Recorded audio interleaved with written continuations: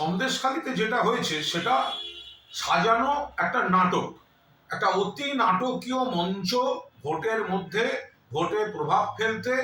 এবং এটাও তদন্ত দরকার যে এই দৃশ্যটা তৈরি করতে কেউ বা কারা, যারা বঙ্গ বিরোধী, বাংলার বিরোধী বদনাম করতে চায়, তারাই এসে কিছু অস্ত্রশস্ত্র রেখে দিয়ে তারাই আবার উদ্ধারের নাটক করছে কিনা, সেন্ট্রাল এজেন্সি গিয়ে উদ্ধার করছে কিনা, ফলে বাংলাকে বদনাম করতে, ভোটের মুখে ভোটকে প্রভাবিত করতে এটা একটা সাজানো নাটক।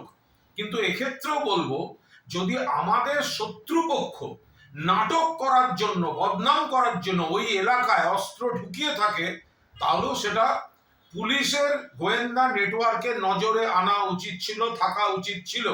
কারণ যেহেতু সন্দেশখালিটা এরকম সেন্সিটিভ, এবং যে কোনো জায়গায় আমাদের শত্রুপক্ষ এত বড় বিভিন্ন ধরনের নাটক করতে পারে, তাহলে পুলিশের গোয়েন্দা নেটওয়ার্ক তারা তো আর অস্ত্রের রং দেখবে না।